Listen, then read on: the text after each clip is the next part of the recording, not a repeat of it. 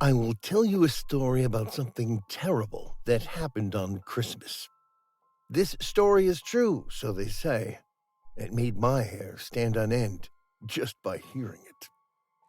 It all happened many years ago in my town, which at that time was just a little town between the mountains of Catalonia, Spain.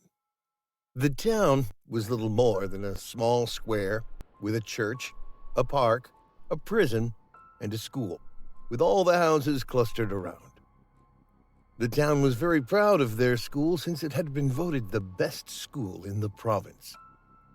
It was the morning of December 24th, and a class of students were doing their arts and crafts in their classroom. Some were cutting Santa faces out of sheets of paper, some were painting Christmas trees, and others were drawing Christmas decorations. The students were all aged between 8 and 9 years old. Their teacher was a beautiful young woman who had only been working at the school for about a month. While the children were having fun preparing the Christmas decorations, the teacher turned the radio on to listen to the weather forecast.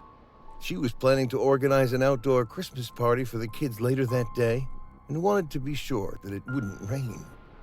Suddenly, the weather forecast was interrupted by a news bulletin. This is an important announcement.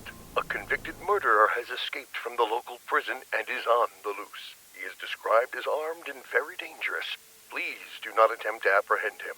The police will... The teacher rushed across the room and switched off the radio. She didn't want to alarm the children, but it was too late.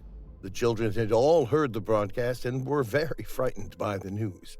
They knew that the prison was very near to the school. The teacher tried to reassure them and told them not to worry. A few minutes later, the school principal made an announcement over the intercom. Attention all teachers. We have been informed that the police are dealing with a very serious situation that is occurring right now in the town. All teachers are advised to lock the doors and windows of their classrooms until the police get this situation under control. I repeat, lock all doors and windows until further instruction. That is all. The teacher told the class to stay calm. She took out her key and locked the classroom door. Then she went around and closed every window, making sure that they were secure and nobody could get in. One little girl raised her hand and asked if she could go to the bathroom. The teacher didn't want to let her go, but the girl insisted. The teacher finally relented and gave her permission to go to the toilet. After all, it was unlikely that the murderer would come into the school. She told the girl that when she came back, she would have to give a secret knock at the classroom door. Then they would know that it was her and they could let her back in.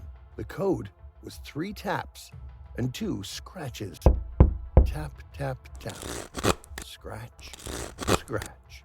The girl left to go to the bathroom and the teacher locked the door behind her. To take the children's minds off the scary situation, she started telling stories.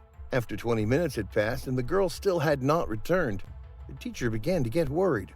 What's taking her so long? She wondered out loud. Suddenly they could hear footsteps in the corridor. Everybody in the classroom froze. Then they heard a noise at the door. Tap, tap, tap. Scratch, scratch. She's back, sighed the teacher in relief. She walked over and took out her key. What if it's not her? Asked one little boy who was shivering with fright. The teacher hesitated, her key inches from the lock. Again they heard a noise at the door. Tap, tap, tap. Scratch, scratch. Well, it must be her, said the teacher. She put the key into the door and unlocked it. Suddenly, the classroom door burst open and a tall man was standing there. In his right hand, he was holding a knife, and his left hand, he was holding the little girl's severed head. The escaped murderer came into the classroom, smiling from ear to ear. The children were trapped inside. All that could be heard in the corridors of the school were screams of terror and squeals of pain. In the chaos, the teacher managed to break a window and jump out. She barely escaped with her life and crawled to safety. The children, however, were not so lucky. When the police arrived, they found the murderer sitting in the middle of the classroom. The floor, walls, and ceiling were covered in blood. Little body parts lay scattered all around him. He had chopped up every child in the class into tiny pieces. They found the headless body of the little girl in the third stall of the bathroom. The police figured out what had probably happened that cold December day. The escaped prisoner must have been hiding in the toilet when the girl was asking for permission to go to the bathroom. He must have surprised her in the stall and forced her to tell him the password. Once she did, he cut off her head. Today, the teacher is in a psychiatric hospital. She never recovered from the incident and can't stop repeating over and over again. Tap, tap, tap. Scratch, scratch. Tap, tap, tap.